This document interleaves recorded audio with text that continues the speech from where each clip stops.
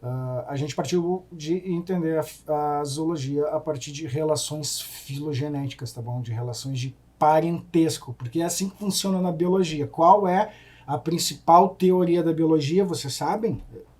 É evolução, tá? Eu gostaria de fazer essa aula de uma forma diferente, eu vou ter que atropelar vocês, né? Teoria da evolução é a principal teoria da biologia. Depois da teoria da evolução, a gente pode começar a elencar, tipo, ecologia, teoria celular e por aí vai, tá? Então a gente deu uma investigada nesses caras aqui, ó, nos deuterostômios, tá? Equinodermos e chordata, a gente estava aqui no chordata, tá? E eu defini chordata para vocês, que são os animais que têm essas características aqui em pelo menos uma fase da vida. São animais bilaterais, todos, tá? Eles possuem as fendas faringianas, as aberturas da faringe, a tal de notocorda, aquele bastão rígido que aparece na embriogênese na maior parte dos cordados. Alguns cordados primitivos, digamos assim, continuam enquanto é adulto, a tal de cauda pós-anal e o nosso querido tubo neural, tá? Aqui, de volta, um desenho bem esquemático sobre essas estruturas que eu acabei de falar, mas isso já foi tratado. Daí quando a gente foi para a filogenia dos cordados, ou desse grupo dos cordatas, só voltando aqui um pouquinho, ó, o reino animal, metazoa, daí a gente foi para o eumatozoa, bilatéria, protostômio, a gente focando aqui ó, no deuterostômia, ou os deuterostômios. A gente começa pelos deuterostômios, a gente vai para os equinodermos para um lado, e para o outro lado a gente vai para os vertebrados, para os cordados e os vertebrados, craneados e por aí vai, que é essa galerinha toda que a gente foi até os peixes, né, na aula anterior. Eu mostrei para vocês também uma outra forma de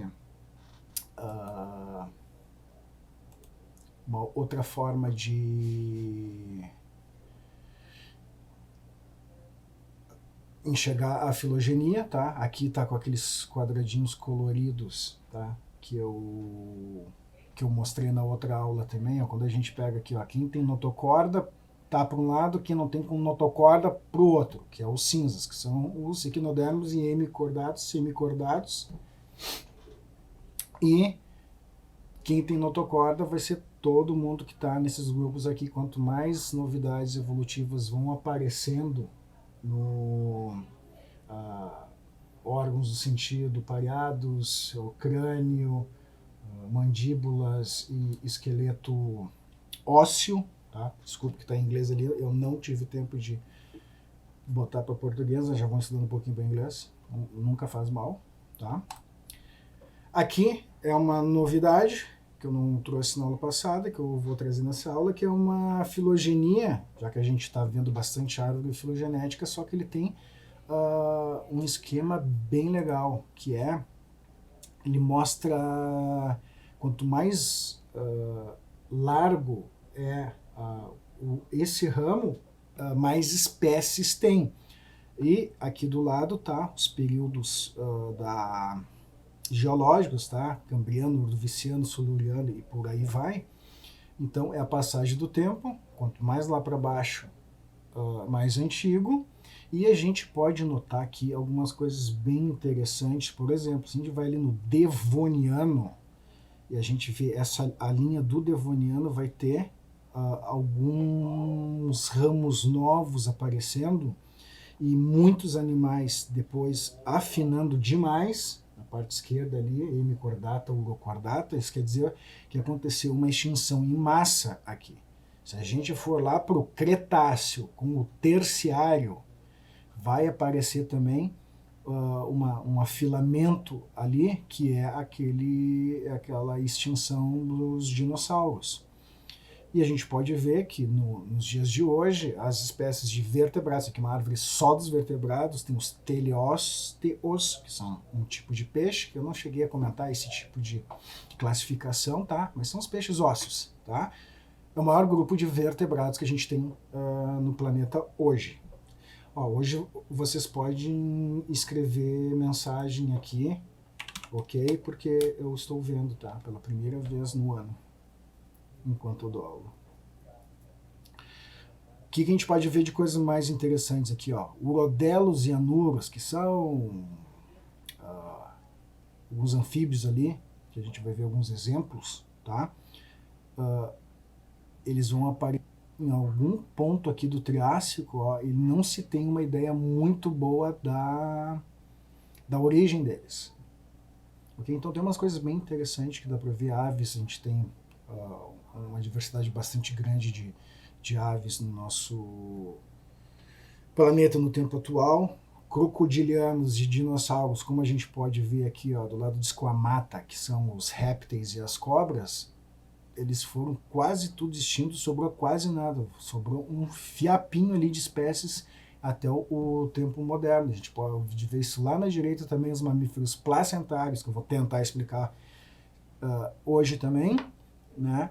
Que os marsupiais e monotremados, que são mamíferos primitivos, digamos assim, eles diminuíram bastante depois desse período Jurássico e Triássico. A gente está falando aqui de milhões de anos de passagem de tempo, tá, galera? É como a gente enxerga a evolução das espécies, tá? Aqui tem um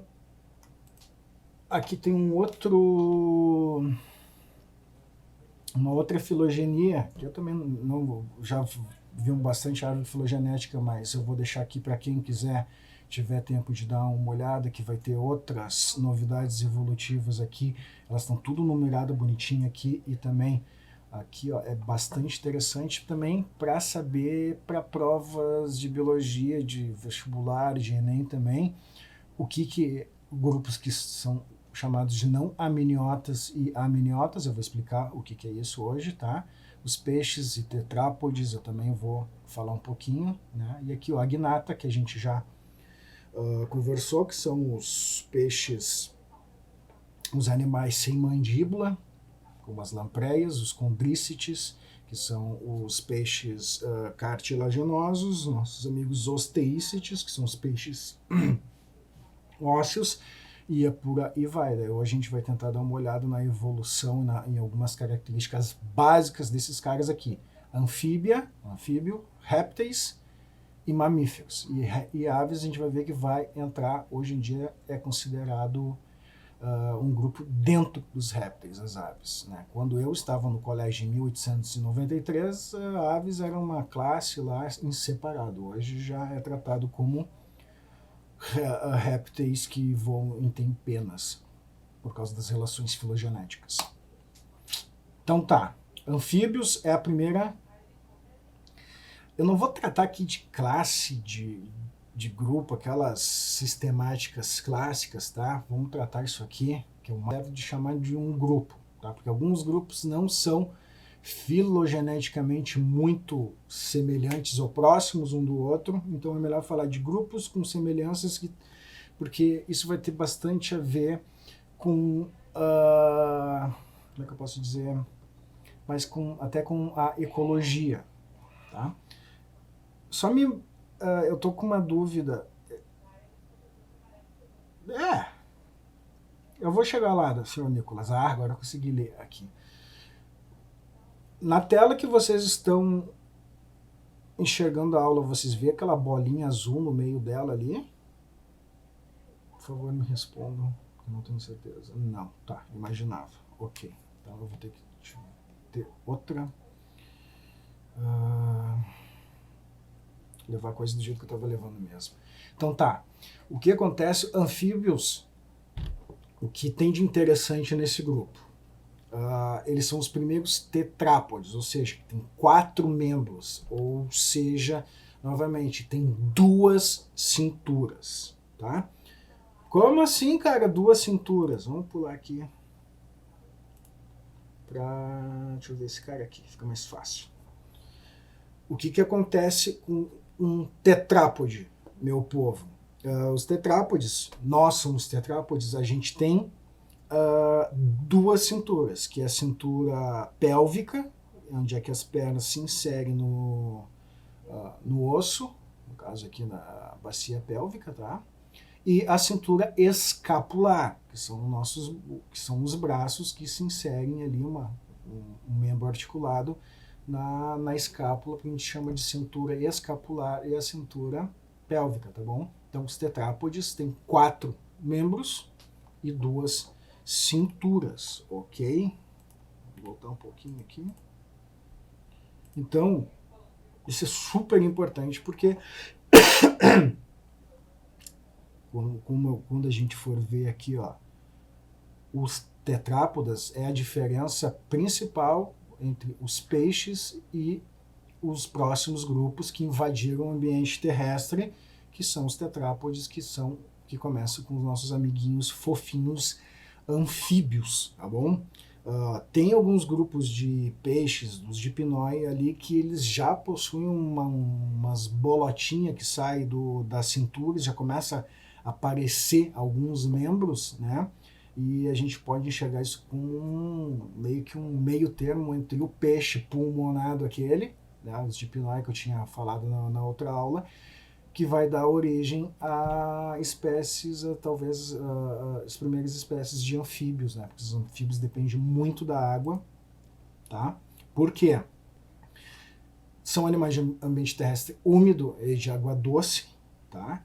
Então, o que acontece? Ó, eles têm respiração cutânea e pulmonar, os sapos, talvez vocês já tenham estudado que eles têm uma respiração cutânea, tá?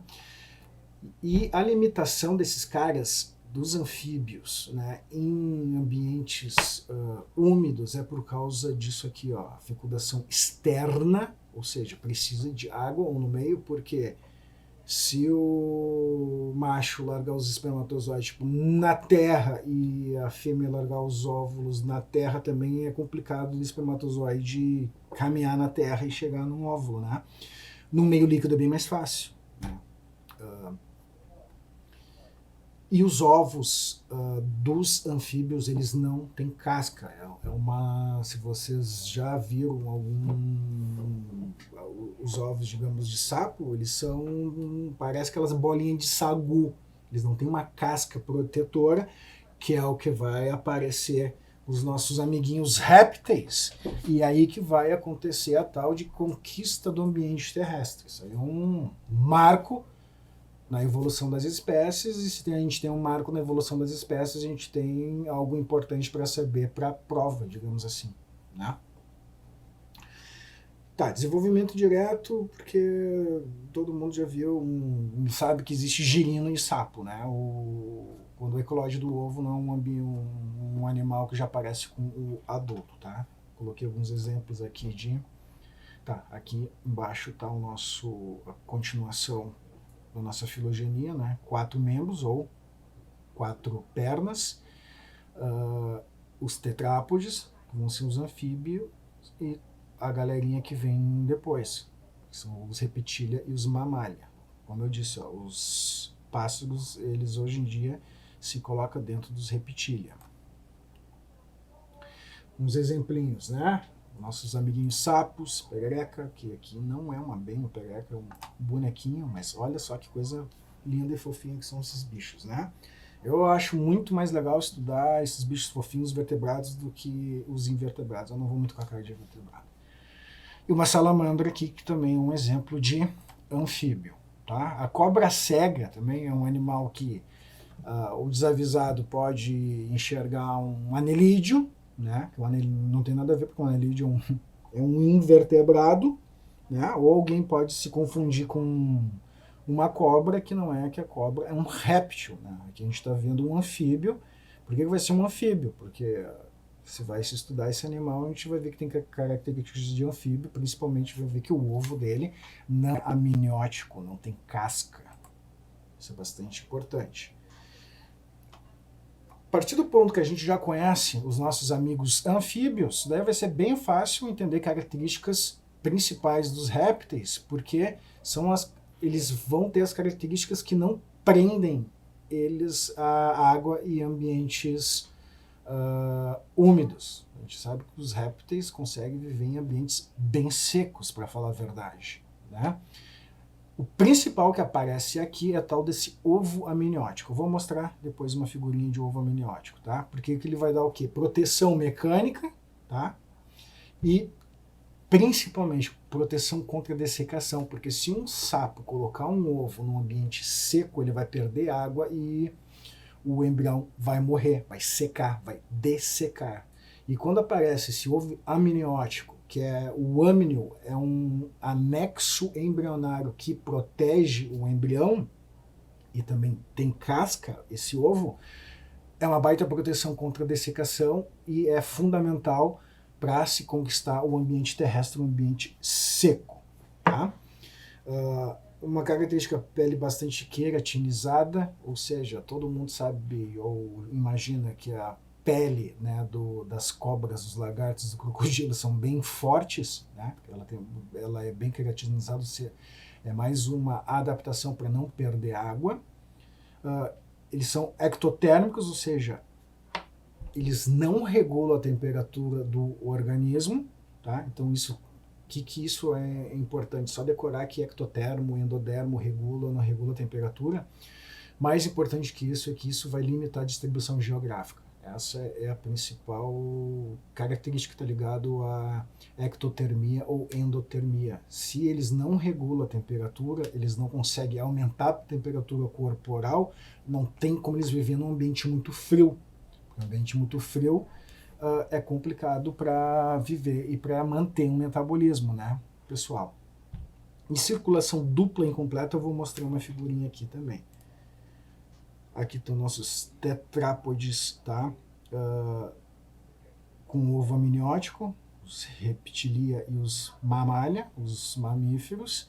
Aqui é o que eu estava falando sobre o ovo amniótico, tá? Que ele vai ter uma série de anexos embrionários. Tá? A gente tem um embrião, onde vai ter o amnio, que é uma membrana que protege o embrião, vai ter uma casca que protege o embrião também, aqui vai ter a albumen, que tem como é o nome para alimentação? Recursos de comida, digamos assim. Tá? Mais alguns outros anexos embrionários que não vinha ao caso a gente ficar falando demais aqui. Porque... isso aí, nutrição, valeu, Nicolas. Eu escapo as palavras de vez em quando, tá? Foi falado ali que os répteis, eles têm uma circulação que não é completa, fechada. Por quê? O coração de aves e mamíferos, o nosso, a gente sabe que tem 4 cavidades, né? 2 átrios e 2 ventrículos, cada cavidade separada, uma da outra. Não tem uma mistura de um sangue venoso, que vem do sistema, rico em dióxido de carbono, e do sangue arterial, rico em oxigênio, que vem dos pulmões, tá? Nos répteis, esse sangue se mistura um pouco, porque o ventrículo, ele não é completamente separado, tá? Ele tem um septo aqui, que ainda tem alguma mistura, tá? Nos anfíbios, a gente vai ter 3 cavidades bem separadinhas. Átrio, ventrículo, 2 átrios e 1 ventrículo, bem separadinhos, e tem uma mistura de sangue aqui arterial com pulmonar, venoso. Tá? Vai ser mais eficiente quem tem uma circulação fechada e separada aqui, ok? E os peixes, que eu não comentei lá atrás para a gente comentar tudo junto aqui, ele simplesmente, o coração, ele é segmentado em um átrio e um ventrículo, ok? Então é bem simples o tipo de circulação dos peixes. A gente vai ver um meio termo aqui nos crocodilianos entre réptil e mamífero, que já vai ter 4 cavidades esse coração dos crocodilianos, que eu vou mostrar já em seguida. A aula é até às 7h10, 7h50, né? Tá, eu acho que é. Eu vou passar bem rapidinho também de algo que é bacana a gente conhecer, quando a gente vê Discovery Channel ou National Geographic. Eu acho demais ver esses documentários, porque a gente conhece um monte de animal e a ecologia deles, o ambiente deles e por aí vai. É a parte mais legal da zoologia. As aves são répteis, mas têm circulação diferente. Eu já vou mostrar, tá, Nicolas? Porque as aves vão ter o coração que nem dos mamíferos ou que nem dos crocodilianos. Os crocodilianos se separam um pouco nessa característica fisiológica da circulação do coração, tá? A gente tem dentro dos répteis um grupo que a gente chama de testudines, que são as tartarugas e cágados. Os squamata, caso venha aparecer em alguma prova esse termo aqui, são as cobras e lagartos, se eles estão filogeneticamente mais próximos, esses caras. Tá?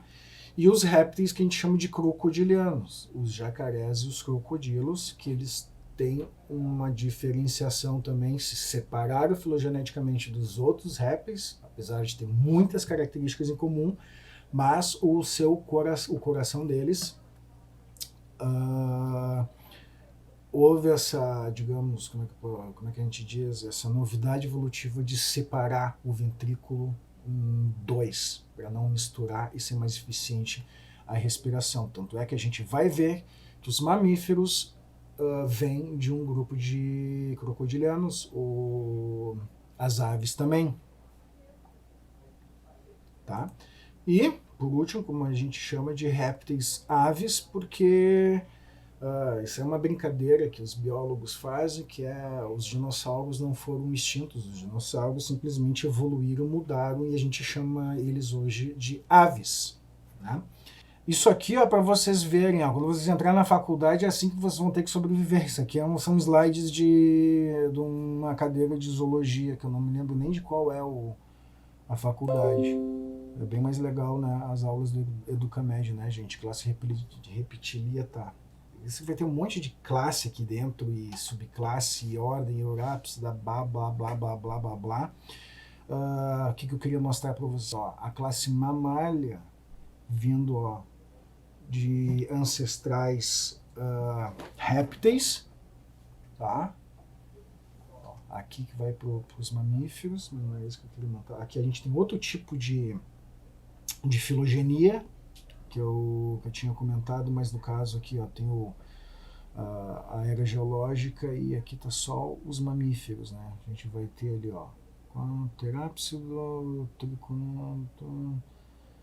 a gente tem 3 tipos de mamífero, depois a gente vai ver que são os monotremados, os metatérios e os eutérios, que são os placentários e os não placentários, que têm placenta e os que não têm placenta. Tá? Aqui é a irradiação ou a filogenia só da classe mamália, tá? Só dos mamíferos, dos vertebrados. E aqui que eu queria mostrar para vocês, isso aqui é clássico da faculdade ou aula de biologia, que é o elo perdido do réptil e da ave. Tá? Esse aqui é extremamente famoso, o tal do Archaeopteryx litográfica, que esse cara aqui possui características tanto de répteis quanto de aves, né? Por isso que chamam a ave de um réptil, porque esse bicho tem dente, as aves não têm dente, ou seja, tem característica dos dois grupos, conforme eu vou mostrar aqui. Tá? É que o Archaeopteryx é bem famoso, eu quis dar uma chance para ele aparecer. Vamos ver aqui.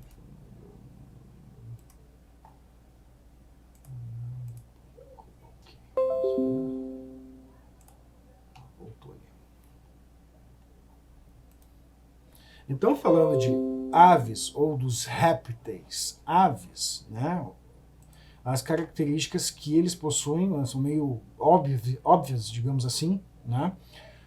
Asas e penas para o voo, tem muitas adaptações para o voo, principalmente adaptações que eles vão perder peso, porque quanto mais pesado o animal existe algo chamado de gravidade, mais energia tu tem que gastar para sair do chão. Então, é interessante adaptações que tornem o animal mais leve e ajude a voar. Tipo, aves e penas, o tal de ossos pneumáticos, ou seja, os ossos, eles são, como a gente pode ver ali, o osso pneumático, ele é bem oco, tá? O tal de sacos aéreos, que são porções, digamos, a gente pode chamar do pulmão, e algum desses sacos aéreos entram dentro dos ossos e tornam eles leves. As aves diferem dos répteis de forma, eu considero muito brutal por causa da endotermia. Eles regulam a temperatura deles. Se o ambiente está frio, ele continua lá com a sua temperatura corporal. Se o ambiente esquenta, tem adaptações fisiológicas para manter a temperatura e não derreter. E a tal da glândula uropigiana, que é uma glândula que esse cara aqui está usando, que ele utiliza para lubrificar, para impermeabilizar as penas, tá? O último grupo que a gente tem são os mamíferos, que somos nozes, não é mesmo, né? Quais são as características que definem esse grupo? Mamífero mama, né? Pelos e, muito importante aqui, a placenta, que é um anexo embrionário que vai ter apenas nos mamíferos, ok? Tá? Tem essa questão aqui de dentes especializados, porque se a gente pegar um tubarão, por exemplo, a gente vê um tubarão sorrindo, a gente vai ver que os dentes são tudo igual, eles são tudo feitos para cortar, para matar, certo?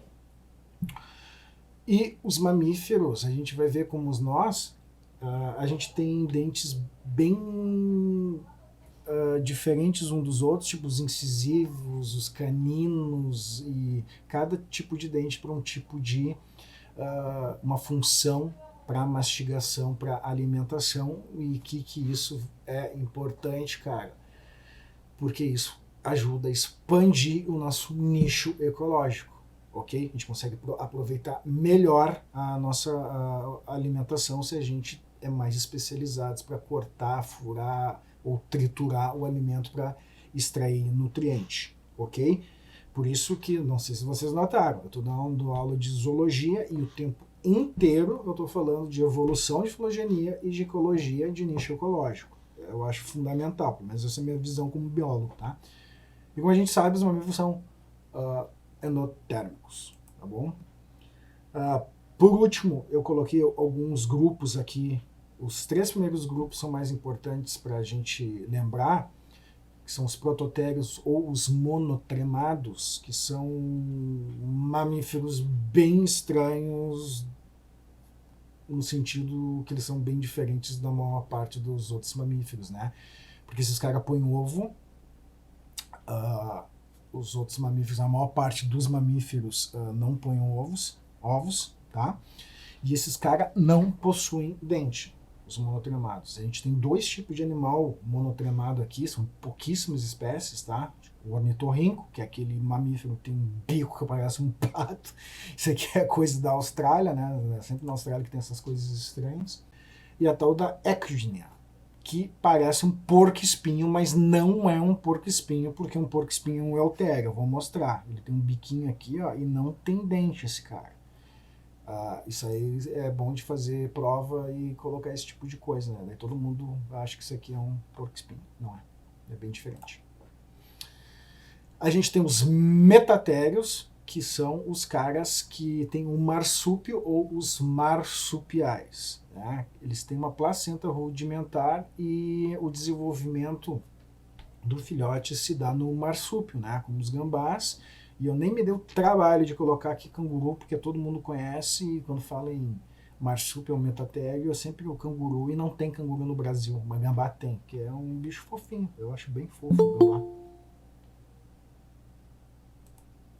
Alguém entrou na aula agora, que eu já estou acabando, mas ok, antes tarde do que nunca.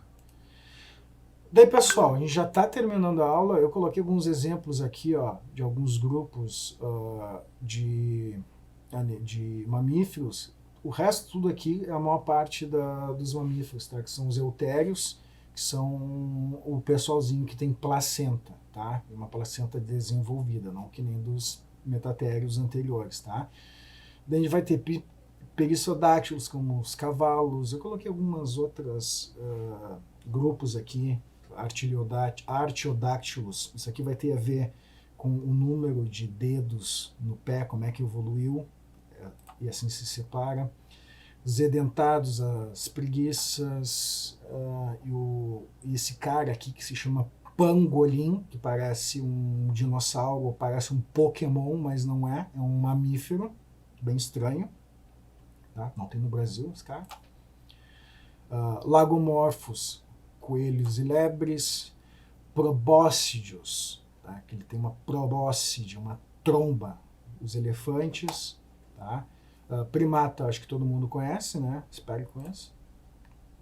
Os carnívoros, que são uma classe lá, ordem, nem me lembro direito, que eu adoro também. Quem é que não acha legal os lobos, né? Verdade. Os quirópteros, que são aqueles caras que quiro é mão e pteros é asas. São os caras que têm asas nas mãos, como os morcegos. Os sirênios, que são famosos, porque no Brasil tem, e é importante, bacia amazônica, ou a gente tem até aqui no Boto, em Tramandaí, mas esqueci o nome daquela cidade mais ali ao sul, que é Pelotas. Me lembrei. Roedores, cetáceos. Dentro dos cetáceos a gente vai ter os maiores animais que já apareceram na Terra, como a baleia azul, né? Os insetívoros, como agora um ouriço de verdade, tá? Esse cara aqui que deu origem ao Sonic, se alguém conhece aquele boneco de um videogame que tem até um filme aí, aquele cara azul. E esse cara tem dentes, tá? Por isso que ele é um eutério, diferente da Ecdyna. Então são 7h49, eu consegui terminar esse negócio no laço. Muito treino, tá? Então, pessoal, qualquer coisa vocês escrevam, mandam mensagem, a gente tenta estar disponível sempre que dá. E eu acredito que agora vocês têm aula, continuam as aulas, e obrigado pela atenção. E era isso. Falou, valeu, um abraço, beijo.